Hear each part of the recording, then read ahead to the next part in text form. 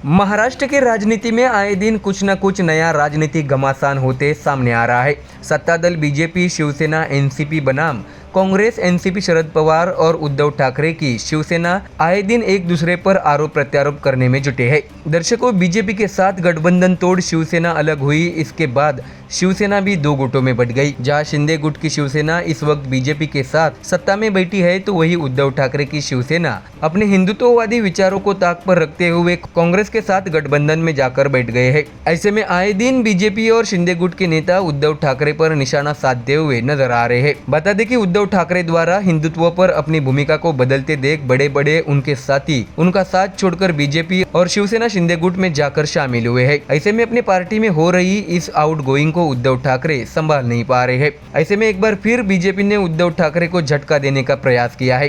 क्या है खबर, आइए जानते हैं विस्तार से। दर्शकों, सवाल ये है कि आखिर उद्धव ठाकरे की पार्टी शिवसेना में इस समय क्या चल रहा है, क्योंकि जहां छत्रपति संभाजी नगर में ठाकरे की पार्टी के भीतर की अंदरूनी उथल-पुथल सामने आ रही है, तो वही अब कोल्हापुर से भी बड़ी खबर सामने आ रही है। बता दें कि पूर्व मुख्यमंत्री उद्धव ठाकरे को कोल्हापुर में भारतीय जनता पार्टी से बड़ा झटका मिलने की संभावना है, क्योंकि टीवी9 मराठी ने खबर दी है कि कागल के पूर्व विधायक संजय घाटगे शिवसेना उद्धव बाळासाहेब ठाकरे की पार्टी छोड़कर बीजेपी में शामिल होंगे। दिलचस्प बात यह है कि पूर्व विधायक संजय घाटगे को मंगलवार मुख्यमंत्री देवेंद्र फडणवीस की मौजूदगी में पार्टी में शामिल किया जाएगा।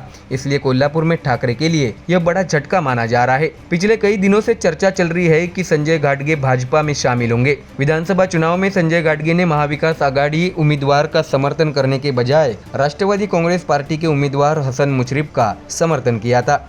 ऐसे में पार्टी संजय घाटगे के खिलाफ कार्रवाई क्यों नहीं कर रही है, ऐसा प्रश्न उठाया जा रहा था। उस समय संजय घाटगे से महाविकास आघाड़ी के उम्मीदवार समरजीत घाटगे का समर्थन करने की उम्मीद थी, लेकिन ऐसी चर्चा थी कि महाविकास आघाड़ी में रहते हुए भी उन्होंने हसन मुशर्रफ के लिए काम किया। इसके साथ ही विधानसभा चुनाव के बाद संजय घाटगे ने भाजपा नेता चंद्रकांत पाटिल से भी मुलाकात की थी। ऐसी चर्चा थी कि उन्होंने चंद्रकांत पाटिल से भाजपा में शामिल होने की इच्छा व्यक्त की थी।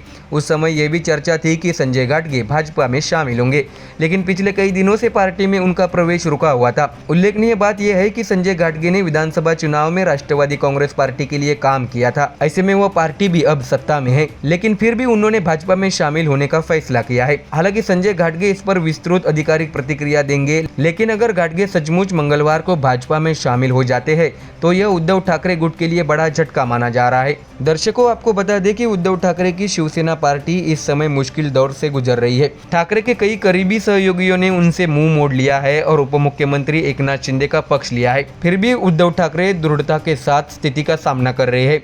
तो वही दूसरी ओर छत्रपति संभाजी नगर में ठाकरे के कट्टर समर्थक चंद्रकांत खैरे और विधान परिषद में विपक्ष के नेता अंबादास दानवे के बीच विवाद सामने आ रहा है। ऐसे में पार्टी के बारे में नकारात्मक संदेश जनता के बीच जा रहा है। इसके अलावा अगर कागल से पूर्व विधायक भी पार्टी छोड़ देते हैं, तो ठाकरे को एक और बड़ा राजनीतिक झटका लगेगा। तो देखा दर्शकों, एक के बाद एक राजनीतिक भूकंप शिवसेना यूबीटी पार्टी के लिए होते नजर आ रहे हैं। ऐसे में पार्टी में चल रही इस आउटगोइंग को उद्धव ठाकरे कैसे सामना करते हैं, ये देखने वाली बात होगी। Bureau report, MDR news.